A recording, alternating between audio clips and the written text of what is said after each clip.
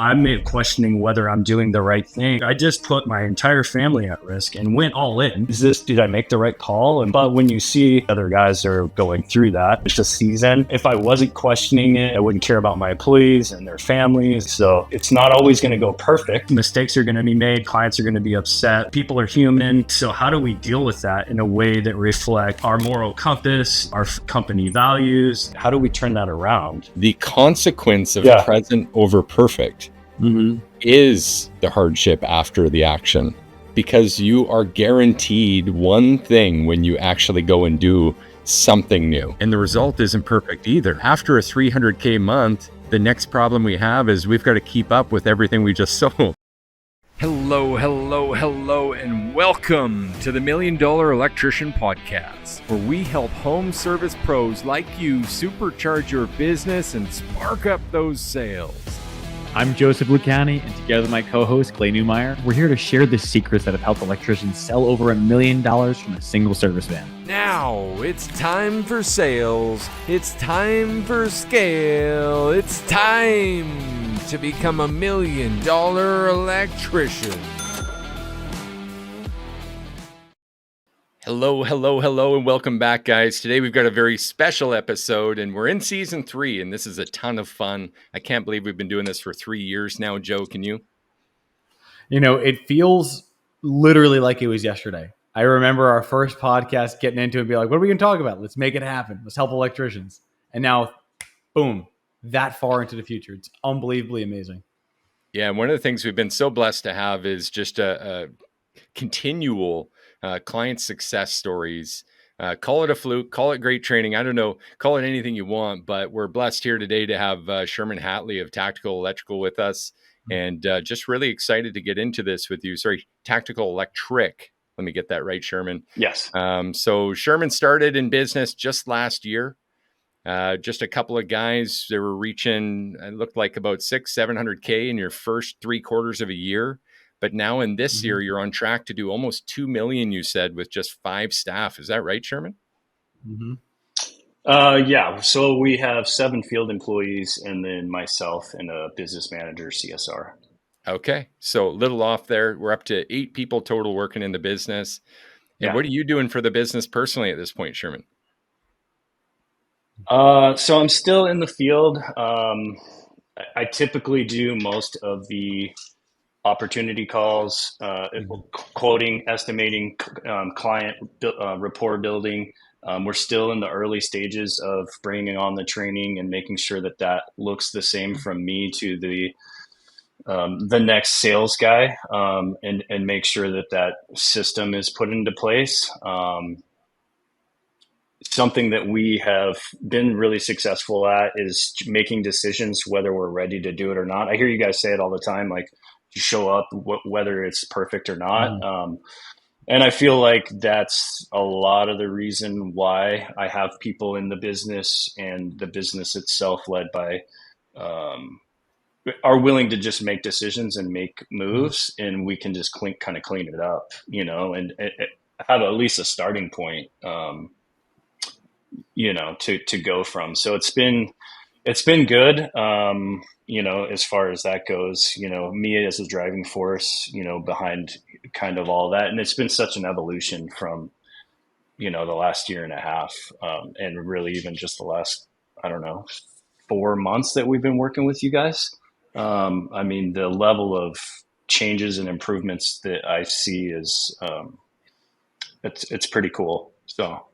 Well, it's like Joe always says, we're just the GPS, something that may sound a little shallow, but as we've grown up over 100 clients, we don't always know who's going to stand out right away. Sherman, you've been one of those people that caught our attention very early, because I think it was just a month and a half ago or so, you had a over 300K month. Is that right? Yeah. And you made 90% of those sales, I want to say? Yeah, because I'm so, early on, I was able to subtract myself out of the field, put my bags down, so to say. I still do a lot of the specialty work. I don't, because we do some solar and some green energy type things, and so Yep. I'm kind of the subject matter expert for Mhm. some of that. So I do go out there, and I really do enjoy doing installations. So if I'm having a hard time in the office, I will, you know, go out on an install and just go out there. But yeah, that 90% was me quoting and selling all of that work. Were there a couple of big projects that made up the 300K? There was a few larger projects, but I would say a majority of that is going to be.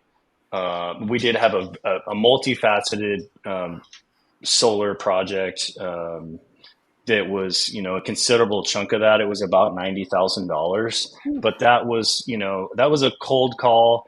That was early on in me building options and serving in a different way. I mean, I was a little familiar with it, so to backtrack the story a little bit and give a little bit of context, I knew that I was missing something, and in order for me to replicate our success, I either needed to have, I thought, a price book or something that people could copycat, because Mhm. that's the model that I knew. Although a lot of times I would build, at least some options in the field, because a lot of the price books that I've used and the experience that I've had there's just not enough of a menu to cover everything. So I was always modifying things and kind of building Mhm. options. So I was kind of familiar with that. Um, and then when I settled on working with you guys, and really the determination was the price book is a shortcut to not train people. Bingo. It's just a shortcut to not train people. And it's really made us slow down and slow the process down and make sure that we're doing it in a way that is authentic. It's the service loop method, but we take what works for us, our market, our brand, and really just kind of change the language a little. We follow the process, but you have to make it your own. It can't be Mhm. scripted. So it's a learning process, but that was early on. That project was very early on. So I didn't do the full six, options, and I've never done. That was probably one of the earliest projects where I'd done anything that large. Mhm. So originally he called me out there for was I think he wanted a generator, and then maybe he had something else. So I looked at the whole project. He had a piece of paper and a really generic sketch of kind of what he wanted. And I looked at the whole property. We ended up pretty much renovating his entire electrical system. I think I posted on it. It's on our Facebook. I mean, it turned out great. So we did a battery, Generac generator, like a 32 panel solar array on his shop, wired his shop. We did a lot. But I provided him with multiple options for the solar array, the battery options, and the rest of the work. And that was the first time I've ever done that, and really walked him through, um, like 100% offset, like different battery options. And that was like the first really big win, I would say, as far as like, I was a little skeptical, like, to really be honest, like six options, really, that seems excessive. Mhm.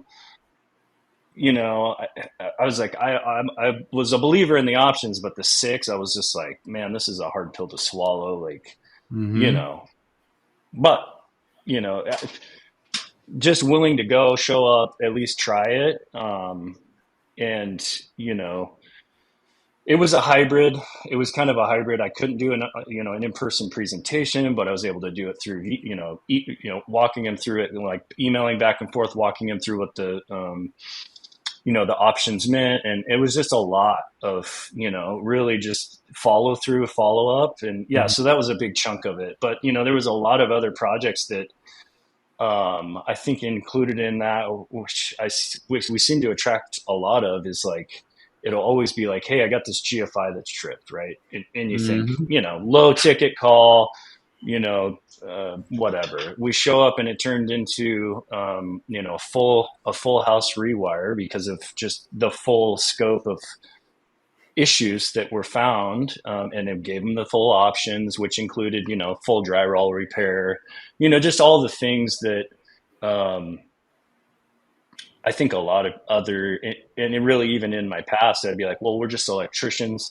Um, we can take care of all the electrical, but the rest of that you're going to have to deal with. I never really Mm. thought of it in a way where you're turnkey, like, hey, if you want that level of service, I'll provide it. I'll remove all barriers. And that's where we started developing relationships with local drywall contractors and just different people, so I know that they're going to serve our clients in that way. So there were several bigger projects, but they all started by using the service method where you're doing it in person, you're providing options, and you're looking at not just what they called you for, which I never did before.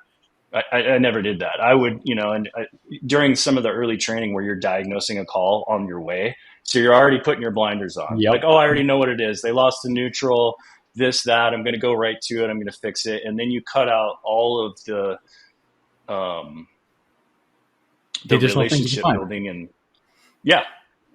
And so it really doesn't work when you do that. So having to retrain myself continually through interacting in the classes, interacting with other electricians in the app, like sharing wins, sharing calls, asking for feedback, like, oh, I didn't think about that, or I didn't even realize I was talking in a way that doesn't articulate why this even matters. I know because I've been doing it for a little while, but so that's been great, and all of that accumulated with. I know that won't be every month.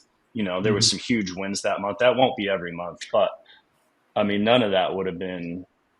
I would have overlooked a lot of that, prior to. Like, we would have still had some wins. There was some stuff that happened there, but that was a couple of months in, and just doing what we could, and just willing to try and refine. And a lot of that was, just even the guys, they had some add-on stuff, and we haven't fully gone through that process yet. With hey, if you're on a call. You're working on sold work. The customer asks about some other option or some other thing that they probably that we Mhm. had discussed. So it's ongoing. Some of it's still messy. Some of it's a little fumbly where the training isn't 100% done, but all the guys are willing to at least try. They'll call me with questions. We're still a pretty small company, and I really feel like this is a good size for us, because the feedback that we get, um, with somebody live answering the phone and Shayla connecting with people, finding some way, right? There's always something that she can connect with them on the phone for, and she sets me up to be a 10. Um, I hear you guys say it all the time, like, the CSR sets you up as a 10, and then I Yep. show up and we've already got this connection, and then we're doing something they've never seen before, where we're spending an hour, 2 hours with them and walking through their entire property and going through all the options. Boom. So the owner's coming out, which it probably won't be forever, right? I'm not going to be on every call, but they know everybody's name. It's just a nice, small town feel, small company. People really like that. So you said a couple things we want to call attention to right off the bat. One is on Sure. one of the later comments. You've only been in this for 4 months. It's going to take some time. This is the I kind of think, thing that you'll be rolling out, working on for years, I'm sure, Sherman, to get it just right yeah, for tactical and for you guys. But you also reminded me a little bit earlier of something actually Christian said in one of the classes, and we're excited to get Christian on here too for an interview. He said, it's like we became the general contractor. We stopped taking yeah. orders and stopped being the ones whose schedule was getting rammed around and forced to show up with an hour's notice and getting paid the low dollar. And we started being the manager of these projects and making sure that we were handling everything. And that was the biggest difference. I love how he said that. Joe, jump in, brother. Yeah, there was a lot I felt like we could take away from that conversation, Sherman. And do you mind if I give you a little bit of praise here? Because Oh, yeah, no, something you said that really stood out was, first off, your first jump into providing options led to a 90K sale. That's a heck of an award at that point, right? Like, hey, I'm not really familiar with it. That's what we call being present over perfect. You didn't have it Yeah. mastered, but it didn't keep you from trying. And because you tried where no one else would have and how no one else would have, you're able to get a result that no one else got.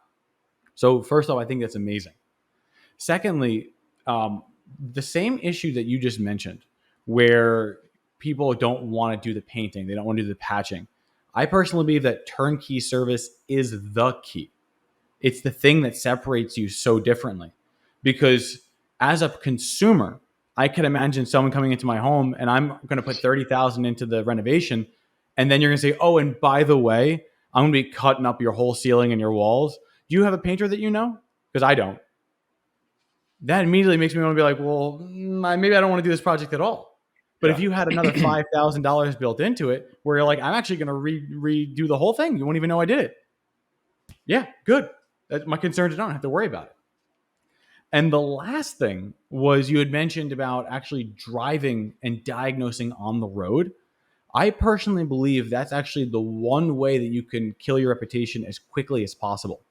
Because have you ever had this situation happen where you, like, customer calls and said, "Hey, my kitchen countertop's out. I really don't know what's going on. I checked the breaker's not tripped, but my freezer's not working. I had to put an extension cord to it." What are you immediately thinking as a technician happened? Yeah, GFI somewhere's tripped. Exactly. So you're thinking, oh, you're driving the whole time. You're just thinking about it. You know exactly where to go. You skip the panel. You go, all right, click, boop. And the fridge comes back on. And you've been there for about 5.5 minutes. And now you're going to want to collect your 300 diagnostic. And they're going to be like, what? That's ridiculous. But instead, going through it all and being able to explore, that finds the concerns in the panel, which caused the trip in the first place. And you get to serve them at a higher level. Problem solved. Customers happy, invoice is high, everyone walks away as friends. Yeah, I think it's that value that you're building, right?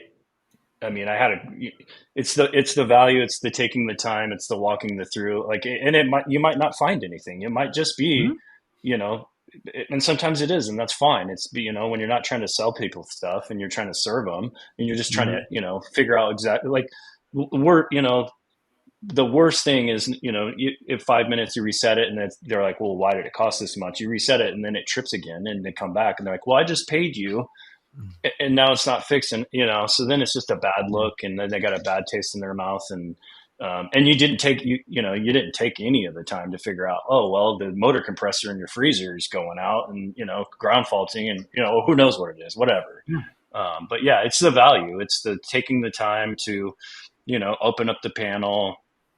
Maybe anytime we open up the panel, we're vacuuming it out and getting any of that debris out. We're looking at it, like, all those things, right? It's just that little bit of, that other people may or may not, be doing, but it's just all those things that give you the opportunity to, how did you hear about us? Like, have you read our review? Oh, I saw you on Google. Oh, great. So you know about our reviews. Like, did you know that we offer a lifetime craftsmanship guarantee, so you never have to worry? Like, all that stuff, you can't do that in 5 minutes.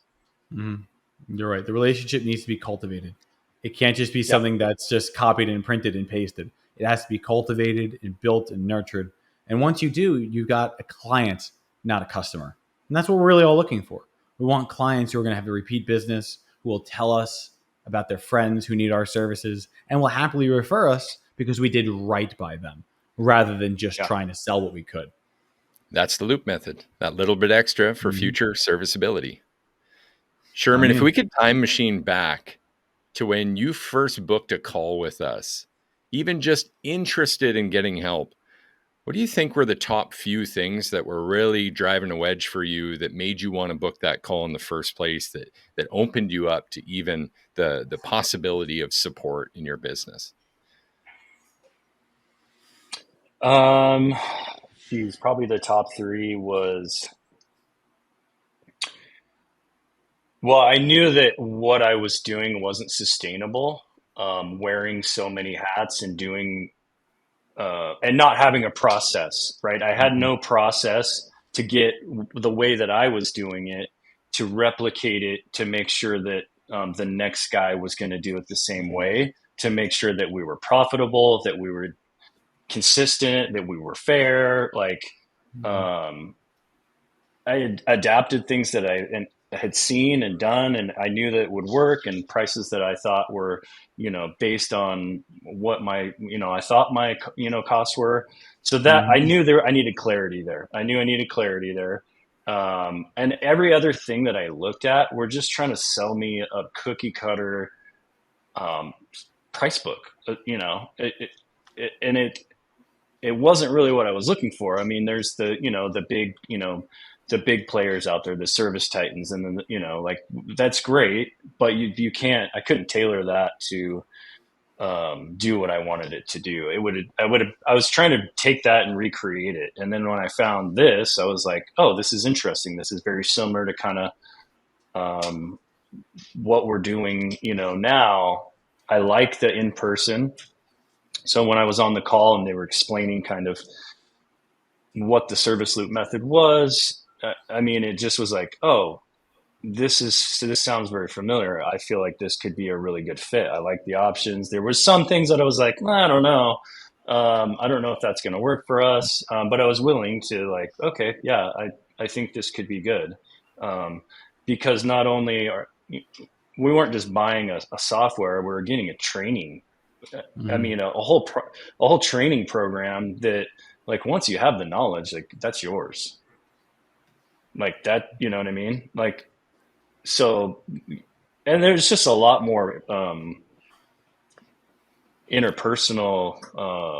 I'm a verbal processor, so having these conversations, talking, and the community was huge too. I was like, wow, that's really cool. Other electricians that are doing the same thing. We're pulling in the same direction, which is very, I'm not used to that, right? Like Yeah, other electricians in the area, it's just not common for you, Mhm. like, I think we should be rooting for each other. Like, I want you to win, 100%. I want your business to win. I want my business to win. And having that, I was like, wow, that's really cool. Like, there's people ahead of me. There's people behind me. Like, we can kind of all row the boat in the same direction and feed off of each other. It was very familiar to me because of my military experience and the camaraderie. I thought that was cool. I haven't seen anything like that. So just kind of all those things where I was like, okay, if we learn this training and the system works, like, I can replicate this. We can, you know, I can take some of this pressure off of myself and make sure that we're doing it in a way that, is going to grow the business in a sustainable way. Um, so that was really what I was like. Okay, I think this investment is you know, worth it. Yeah, I like to talk things out verbally too, and you actually just helped me do that in position this in another way, because what you said was we're getting to use now or leverage these skills, the knowledge and experience that we have. But it's not just what people learn in our community from each other and from the training. It's also about the leverage of the skills you have as an electrician. You Mhm. already know how to do everything that was in the top option that you were suddenly presenting. That skill was just not leveraged because the option wasn't tall enough to offer all of that, or there wasn't enough options for them to have the choice. That's maybe the most important thing that you've even helped us realize is it's not all about new skill. It's actually about utilization of the skills you already have through a process Yeah, that puts those in the right place. Does that make sense to you? yeah. I mean, no, it's very interesting. If it, When you're trying to be a premium service provider, to do the things that I'm not necessarily comfortable with, or really have, the community and really the system, building emotional intelligence, talking to people, really, like, learning what, um, people are talking about when they're asking things, the active listening. I feel like the service loop method is less about being a technical electrician. It's more about, like, interpersonal communication, and really it's the service part. I was like, oh, that's, like, we're pretty good electricians. We know what we're doing. It's everything else. It's the options, the service, like it's the things that I didn't know anything about, and just the different ways of serving people that I never even thought it never even crossed my mind, like to offer some of these things. Like I was just like, oh, you want a switch or a plug or a hot tub? Great, we can take care of that. But I think it's everything else that's made me kind of question my own objections. Like, oh, just because I wouldn't buy it doesn't mean they don't want to buy it. So like not prejudging people. I mean, there's just it gets real deep and psychological, and especially in some of the listening to some of the classes and some of the stuff that other people are going through. It's like it just puts a new spin on it, or a new different take for me. So teaching me how to be a business owner and look at things in a different way. It's 1% better every day is what I tell the guys. Like, hey, we don't need to be perfect today. Like, if you could just be 1% better, whatever you guys did on the job, if you're talking on the way back, like what could we improve? Like, how could we have, either installation or the way we dealt with the customer or whatever. So that's what we, are trying to implement, not only with this, but just, in general. So, the thing that made me stand out that I really love that you're saying was that, I tried different options. There are a lot of things. First off, I appreciate the kind words and I appreciate the positive feedback. Was there a particular job or particular option that really gave you that aha moment? Like, offering the painting for the home, or the emergency backup lighting for your portables, or the Dynatrap systems for your hot tubs and pools? Like, was there a particular one where you're like, oh, I never thought of that really kind of stood out in your mind? I mean, there's a couple of things. I mean, definitely being the turnkey solution. So, I mean, I can give you a couple of examples. Like, Perfect. so when we're doing turnkey generator installations, I would just be like, well, we don't, the gas, you got to have to get that figured out. We don't do it, right? I'm not a licensed plumber. I can't do it. So now I know contractors. We have guys. So we just take care of it. I partnered with a propane company. So now if they don't have a propane tank, no problem. I'll get your lease taken care of. They'll set a tank for you.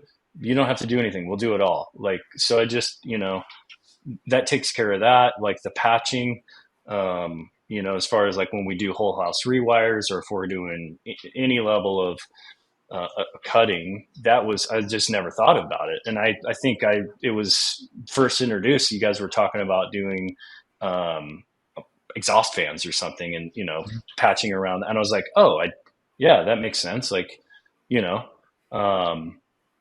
and then just there's a few other things like like Wi-Fi, GFI, like smart devices. Like, oh yeah, I mean, that makes sense. Like, if you have a sensitive, your freezer plugged in and it has to be GFI protected, wouldn't you want to know before all your food spoils that like that thing has lost power without like going out to grab a beer out of the fridge and it's all, So there's every day there's something, we're always trying to sharpen our axe by learning new technical skills, new customer service skill. There's a lot of it.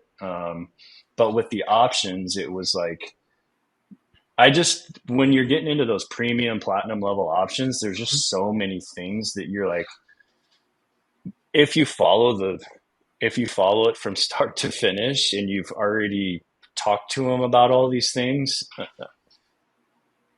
it just really opens up the door, it just blew me away. Like, I mean, there's just a lot. I mean, there was a couple of things like that, especially we do a lot of rewires, knob and tube and stuff like that. And being able to offer the patch and the paint and kind of all of those upgrades. And like, anytime anybody does that now, automatically you're getting a portable option. Like, we're already changing the whole electrical service. We're just going to add that on at that higher tier. And people love, they love it. Like, yeah, and if they want, we'll provide the, portable generator too. And then service it. So I just never thought to really, recommend or even just bring it up. But, just opened up my eyes to, first of all, not prejudge how people want to be served. Just based on, personal bias or economical, if you pull up to a house and you're like, you're judging how this person wants, you think that they're going to buy, and then you're not serving them the same way. So we just serve everyone. $1 million house, tiny house, doesn't matter. We're doing the same thing. We're gonna touch all the same things. We're giving them the same 6 options. I might qualify them a little bit and say, hey, Yeah. we're going to look at everything. I'm going to tell you the good, the bad, and the ugly. And is it okay? And this was one of the things that was huge for me, was asking permission. Hey, this is what you called us out here before. If we see anything that is of concern, can I have your permission, or is it okay if I bring it up? And I think, Joseph, you were the first one. I heard that from you. And I was like, I don't know. It seems, I don't know if I'm going to, but when it's genuine, you're like, hey, if I see something that's concerning, like, is it okay for me to bring it up? And if they're like, no, I only care about this, great, that's fine. But then, like, yeah, they want to know if there's any issues. And that's led us to, just yesterday, if I were to prejudge, the call, they had a few outlets that were out and a couple other concerns. And I went out there, and, probably previously I would have been like, in and out, quick little diagnostic.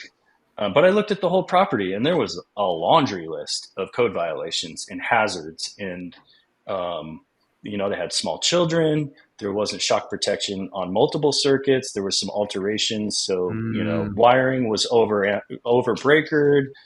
There's some, just a lot of stuff. And I let them know when I first looked at it. I said, yeah, I'm going to look at this. We're going to figure out what's going on.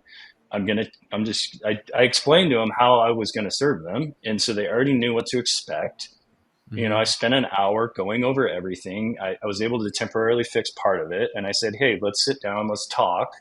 And I just preemptively told them, I said, this could be overwhelming because I'm going to tell you everything that I saw. And if you have any questions, stop me along the way. And I'd love to talk to you more about it. I have pictures of it all. And if really this makes no sense for you right now, I completely understand. I just want to be totally transparent and tell you everything. And we can just skip past the, the whole property upgrade, and we'll just get down to brass tacks, and I'll just serve you at whatever level you want to be at. Regardless, we're going to give you a lifetime, the whole thing, right? And just educating them on how we operate, what we do. Yeah. And something that I've implemented on a few. So I gave them the whole rundown. I gave them the platinum restoration. Like, I walked them through my whole observation summary. This is what I saw. This is why it matters. This is why you should be concerned about it. But, it's pretty long. I mean, there's just stuff everywhere. And I said, if we were to want to renovate this to be turnkey, no issues, this is what that would look like. And I don't remember, I think it was in a comment or a post that I read, and I've used it 2 or 3 times now, and it's very good. It's, what do you think this level of investment in your property would look like just for fun, right? And he was like, gosh, I don't know. It would be, X, Y, and Z. And I was like, oh, wow, okay. I'm going to surprise you and tell you that you're way over what it would take to fix all these things for you. And this is what it would be. And they're like, wow. This is just, and to solve all their problems. They were just super grateful that I took the time to even give them all the options. And they decided that to leave it would far outweigh the investment. So they called in this morning, paid the deposit. We're going to fix it all. Nice. Yes. Platinum sale. That's my guy. What's the value of that one? Yeah. So that was before military discount. I think it was like right around 16,000 Nice. For, meter main change, some panel work, total redevice, new circuit for that altered lighting circuit that they came off the kitchen countertop and did an addition. There's a bunch of sheds outside that we're just going to gut and just make sure that everything's safe, shock protection on all that stuff, get rid of the extension cords, get rid of all the dangerous. It's a couple of days worth of work. It's going to be a full property, restoration to fix everything. Just give them total peace of mind. And then at those 2, higher tiers, we, started implementing the service plan. We have a coalition service plan. right? So they get that for a year. So if anything else comes up, they get priority booking and after hours support, and um, that's been a game changer too. So that was one of the other things that I was looking at. Sorry to backtrack. Go Was for it, that man. service plan? I was like, man, that's a great reoccurring. That's a great reoccurring, revenue stream and a way that you can serve people. I'd seen it before, and I was kind of consecutively looking at price book and service plan. And, I'm just all over the place with all these ideas when I was looking into Service Loop. And then you guys, had that too. And I was like, okay, validation, like this is a good idea. We should be doing it. Um, and again, that was just one of those things that we've implemented, not perfectly, and we're still working out all the tracking and the kinks and all of that. But it's been a huge value, I think, for people that are looking to invest in their property and their home. And we've built the rapport with them. They want us to come back because they know that we're going to take care of them. So they're like, absolutely, yeah, we want that. We want the annual safety inspection because I've already looked at 90% of their property. We're going to replace everything, and then as we're sitting at the table, one thing I did miss, I looked up and I said, during our annual safety inspection, we're going to look at these things.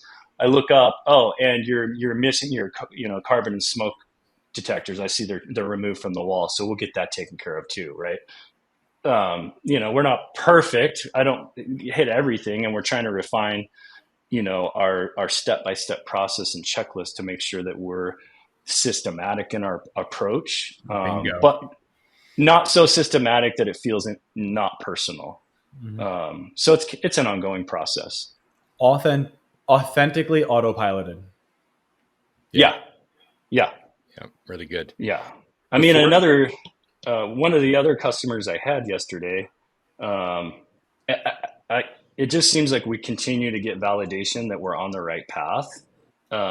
The only opportunity, I don't know if we're going to win his business or not, but he said the only reason we got the opportunity to even come look at his project was because we were five-star rated Google reviews. He'd already looked at them. The only reason we got the opportunity to come out was because of that, because we focused so heavily on that since the onset, and it really automated it and implemented a lot of the suggestions from the community and you guys on continuing to build that with clients and make sure that we get their feedback. I mean, we've gotten so much work from that reputation alone. It's been huge. Yeah, I love that. Really good share. Before the interview, Sherman, you were asked what 3 things really were the big catalyst of your newfound growth or success. You've shared a ton of this already, but there was a couple points in here that you made actually that I thought really fit this interview, if I could bring those up. You've got something in common with a number of people we've had here. Reminds me of Dan Totten we've had on a couple of times. It reminds me of Dorian Hayes. It reminds me of Billy Harper more recently was on, and others. Your number one, you said we went all in. How important is just jumping right in, fully committed to your success, do you think, and to anyone who wants to make improvements at your level? I mean, you can get paralysis by analysis and do nothing, right? There's just, here we are and you're looking at everyone else and they're successful. And I wouldn't even have started this company if I would have done that. Like there was just so much to do. I think the willingness and the background in the military to just make a decision, and we can always alter course. But as long as we're making some kind of progress, I've just been so blessed to attract and retain people that have that mindset. Our first hire, Shayla Riggs, our business manager, CSR, marketing, payroll, literally she's developed all the systems. She's the sounding board for my crazy ideas, all of that. I mean, she was all in, quit a corporate job of 15 years to bet on a company that was only 6 months old at the time. and she's been here over a year now, and has helped build this from the ground up. So when I hear anybody asking about CSR or any of that in the chat, I'm just like, you have to do that. Like we would not be where we're at without her doing all the things that she does that I'm just not capable of doing. Sorry, I diverted there. What was your question? No, I that totally was good lost my actually, train of because you went thought. right into number 2 on that list of 3 things, and that was Oh, you that was said number 2? that was number 2, man. You said the right person in the right Okay. seat, and you just justified number 2. Yeah. Number 3 Yeah. is super important too, Yeah. though. Was there something you wanted to add about her position there? Oh, no. I mean, it's just so vital. I mean, the first person that people talk to, the follow up, the follow through, it's, that is, yeah, it's just paramount. Like you can't scale without that. Yeah. Yeah, the third one actually surprised me, as it surprised you as well. So I thought it was really vital to this conversation. You said number 3 was the SLE community. And Yeah. one of the things you pointed out was what you didn't expect is when guys share the hard stuff too, but how vital that's been to your success. What did you mean by that? Well, okay. So just a little backstory. Prior to being a business owner, I wasn't even on social media. I've only had a Facebook account for like 60 days at this point, right? So I didn't believe in it. I just didn't see the value in it.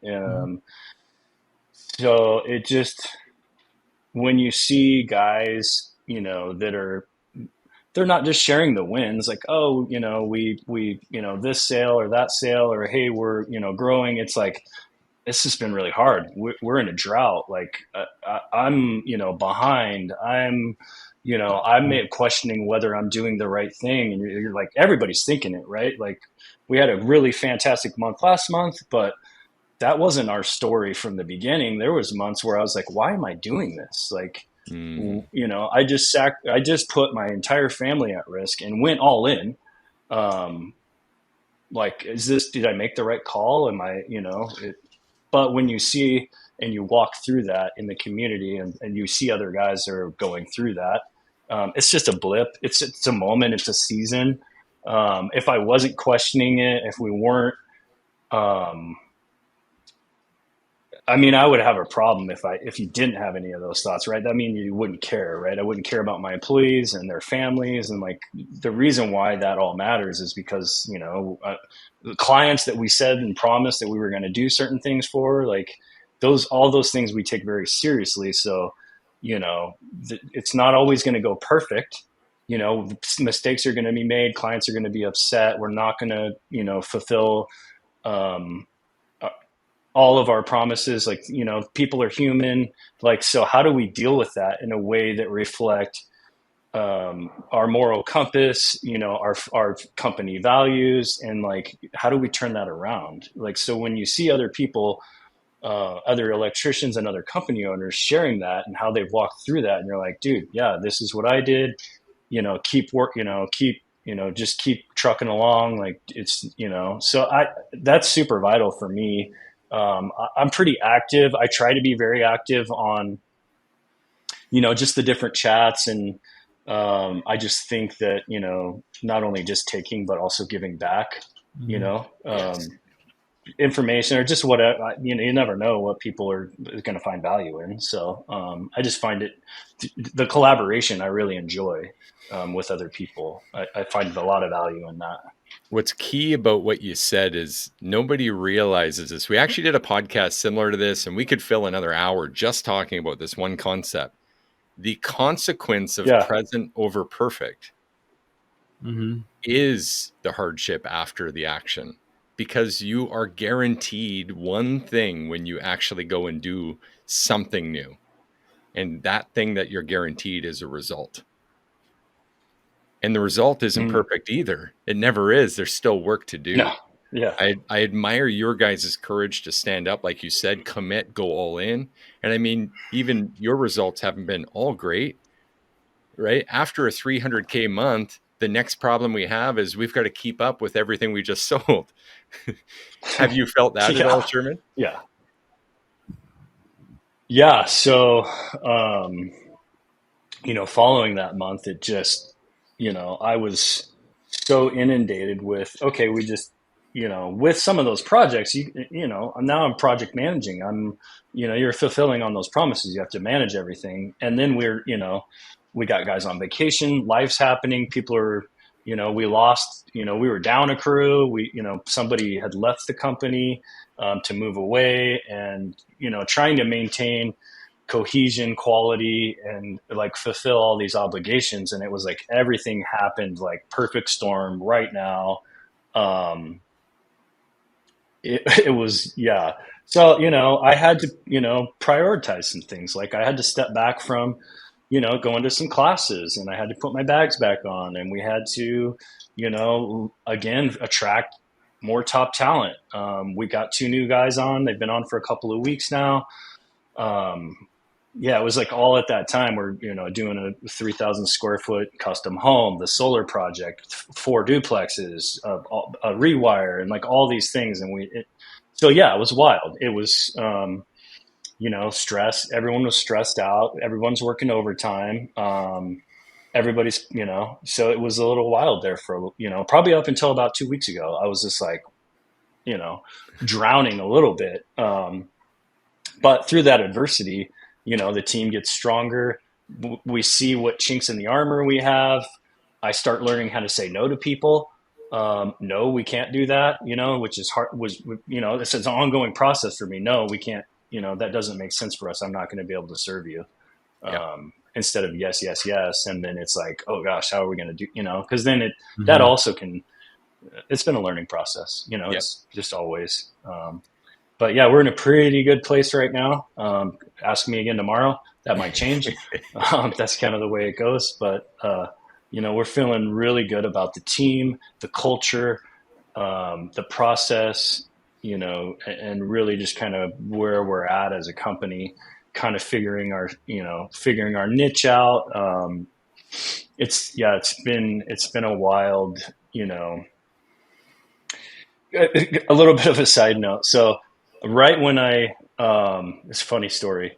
So right when I brought Shayla on, literally empty office, empty warehouse, just got this space. Brought her in on a Saturday. I'm going a million miles a minute, writing stuff on a whiteboard, like trying to get her up to speed on what this is going to look like. She's never been in the trade before, never done, a lot of the things that I was going to ask her to do. Right after that, I felt called to do this charity auction. So a close family friend of ours, something happened, and I just was like, hey, we're going to do this charity auction. And so I was like, hey, I need you to, and we were growing rapidly. So anyways, we did that, which was fantastic. A great experience. But some of that work was coming up too, where we had auctioned off a package. And, this was all kind of spearheading right around, this time, because it's almost been a year since we did that.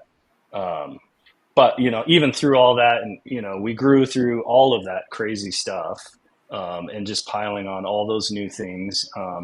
So it's just been, I feel like we're finally starting to level out. But I'm excited. We have a cool opportunity for a company family event. We bid on this cool dinner package at a flower farm at that charity auction that we did. And so we're finally going to do that here at the end of the month. We got this, all the team together. We're going to have their, significant others. It's going to be super cool opportunities for it kind of reflect back on where we're at, where this journey's gone. Yeah, it's really cool. Really exciting. Could I kind of summarize and share a bit of an insight with you, something that I had to learn and a mentor of mine taught me? He said, his name is Carl Bryan. He said, Clay, the real successors in business have this one quality above all else, and it's resilience. It's the ability to get punched in the face and still try to stick with the plan, to kind of spin Muhammad Ali's words on him, right? So what that really means, though, is if you think about this in a recap of your journey and what we've talked about today on this call, is you went from a company that did 700K in your first 3/4 of a year, which is exceptional, by the way. Congratulations on your commitment to just go all in and make it happen. But still, 700K, you almost made 50% of that in a single month 2 months ago. Yeah. That's a $3.5 million run rate if you were consistent in earning 300K a month. Now, if I just asked you this question, which we would never ask at that point because we're not looking to deflate you, you're going to need all the inflation to get through what comes, which is the inevitable, oh crap, we've got to install all this. We've got to do all this work now. But that question would have been, are you a $3 million a year company? When you think about yourself, is that the size of the company?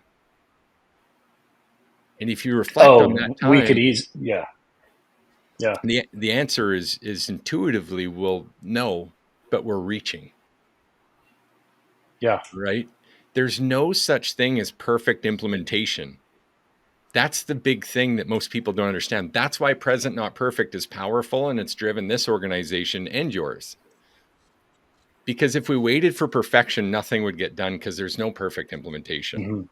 The exact process is, I'm going to do things above my pay grade and watch the pay rise up to it. Then I'm going to learn a crap ton of lessons and get knocked back down. Then I'm going to fix the things that knocked me down, a couple of them at least, and we're going to step back up to another pay grade again. Does that make sense? Yeah, 100%. Yeah. Through that, you will become, with resilience, back to my mentor's words, if you're resilient enough to keep getting punched in the face and keep stepping up to that next pay grade, you'll become the $3 million organization faster than anyone else has ever done it. Major mic drop moment there. I want you guys to sit with that. Sherman, if you had to give advice to anyone listening to this who's still at the plate, they're still looking at what if, what could be, what advice would you give to that electrician from your standpoint now? So they're already in business, or they're thinking about going into business? You can speak to both if you want, or choose one. You get options. Yeah, no, you really need to know what your why is, what is it really what you want to do? What is it that you're trying to achieve? Cause really that's for us, it's a compass. Like, what are we trying to do? If we're just trying to stay busy, we would have went into production, so like really understanding what the business model is, how we're trying to serve people, was pretty important for us to, as a guidepost, especially for those resilient moments, like when you're like, like, what are we doing here? So I had already established that. So, I think also just be willing to, for me, having an open mind to changing the plan as we go, because new information about, what business and what it looks like as it goes, my mind changes about, realities, or, I just have to be willing to grow through that. And I think that, progress, not perfection, or just being willing to start, what's the logical next step, right? Like, you don't need to have, the final product, but if you backwards plan that, what does that look like? Is it the CSR? Is it, a process? Is it, whatever that is, and not taking a step because it feels overwhelming. I think if you have all these conversations ahead of time, and maybe get into some chats and some forums, maybe have for me, like, the Chamber of Commerce, or just different, other men's groups, to have those mentors is huge. Prior to having the community in SLE and just other electricians that are doing the same thing as me, it's just having these conversations and continually, not trying to fight the fight alone. Having a sounding board, and say, hey, this is what I'm doing. What do you think about it? Like, am I on the right path? Do I need to make adjustments? Probably leave your ego at the door. it's been very humbling experience. This journey, going from, working for someone to employing people. It's a pretty, I definitely wouldn't go back, for sure. But it's not easy for sure. It's not easy. If it was really all about the money, I could go back to working all kinds of overtime and stuff. But for me, it was about building something, for me and other like-minded people, where we could have a work-life balance. I could be at home with my wife and kids, and really kind of control the process. And it's been, it's been a journey. So like, just buckle up, because, it can be a bumpy ride. But there's a lot of great opportunities. There's a lot of, we've had so many opportunities to serve our community, by just being present and, being willing to like show up and just put ourselves out there. It's been really great, overall. So this is such a cool opportunity too, because a lot of this stuff I haven't thought about in a while, because it's just been a rocket ship, from then to now. And it's like, wow, this is where we were, starting from a truck that I had bought from, a van that I had bought from the solar company I was the foreman of as they were downsizing, wrapped it and got all this stuff ready, was working out of my garage, to today, we have, multiple, a few trucks on the road. It's, but thinking back through the struggle and the, failures and the mistakes, like at any point we could have quit, but Yep. like you said, you just, if I'm just the last guy to quit, I'm going to win. Right. Yep. And I can endure a lot of, as long as you're willing to, look at, the process, make those few adjustments and keep, continue to improve, and be willing to show back up. It's been, a lot of conversations like, hey, are we, on the right track? And I think overall, we really are. And it's been really nice. It's been such a good journey, just being in the community. So, great share. It's, and having the people that we have here, it's super, super blessed. Thanks for that, man. Thank you. I've got one more question for you. And this one's another reflection one, a little more specific to you though. If we jump back in the time machine, Sherman, you could go back to you and your business or before your business, anytime you choose. You get to set the dial here. But you're only going to have just the time of like this podcast to impress upon your former self. You've got to give some advice, something that might change the direction or the trajectory of your business. Is there a time you'd go back to? Is there a change that you would make? And if so, what would that be? Yeah, I would go back to the founding, and be a lot more thoughtful about, the starting of the company. And, I was all in, but there could have been some adjustments there about,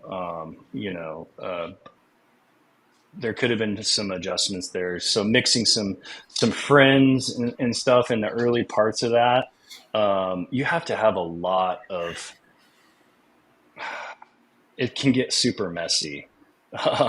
You have to have a lot of emotional intelligence to be a business partner. And, and if you can't separate that, it's just not, that was a little, and I even, employed some, people on, and, being able to, that was still an ongoing process, learning how to remove your emotions out of certain business decisions, and just purely from hey, is this what's best for the company? Cause I was always thinking about other, like, okay, is this fair to them, or, whatever, like I want to be gracious and giving, which is good in a personal standpoint, but I didn't always make the best business decisions early on from that mindset, which some expenses or some, education is expensive, and I paid for a lot of education early on. I wish I would have asked a little bit more questions, like maybe sought some, better advice. But just, I don't know that you might go back and change that, but it's really also it's shaped where we're at today too. So like every experience, good or bad, although, some of them are painful and cost, also shape you and the others around you to where you're at. So, yes, I would probably tell myself to think a little bit more and be a little more thoughtful about some of those things. I don't necessarily know that I would change that, because I don't know if that put them on the right path that they're also supposed to be on now because of the things that happened. Right. Because I don't know, that's getting into a little bit more like, deeper things, but that would probably be what it would be. Just, some of those early emotional decisions and stuff. Thanks so much, man. Joe, any closing questions for Sherman today? Less of questions and more just statements of admiration, because a lot of times people will say, I need to be present over perfect, and they'd be right. But it's very rare to find someone who's so committed to it right from the start that you're like, you know what, I wanted to do this. I recognized I'm in a field that I may not be fully familiar with. I'm going to find the help. And then once I find the help, I'm just going to do the things that need to be done. Like, that's a rare quality that I feel is what's helping you pull the spring back. Because now you're ready, you've got all the momentum that you needed over the time you spent learning and growing and having these hard lessons. You kept going through it. And now you've gotten far enough that when you release, you're already on a high trajectory. No, I appreciate it. Yeah, I really do think that, what you said, Joe, is right on point. Like, all of those lessons, all of the stuff that happened early on is really, the catalyst for where we're at today. So I'm excited about the future, and if we could, just continue, even if we stayed this size. I mean, it's just like, if we just refined where we're at and stayed, the crew stays right where it's at, that would, it's been fantastic. I love it. Well, thanks so much for your time and really going the distance, going deep, your vulnerability today, Sherman. You know what, guys, if you're watching, listen to this right to the bitter end, I wouldn't blame you. This one's been gripping. And if you want to grab that same call that Sherman grabbed and see if it could be life-changing for you too, we'll leave the link down below. Just go ahead and click that, book in. And I believe you met with Austin. Is that right, Sherman?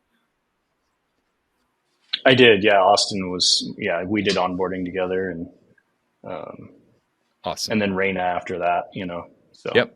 So Austin's still taking calls there, guys. You can book a session with Austin as well. Other than that, thanks to our sponsors, Duramax, helping us with all those portable generators. If you're not part of the SLE Pro app already, getting on the inside, getting all the deals, all the community stuff Sherman was talking about today, then there's a link below for that as well. We can't wait to see you guys there. We'll talk to you soon. Thanks, Joe. Thanks, Sherman. Thank you. Be blessed, friends.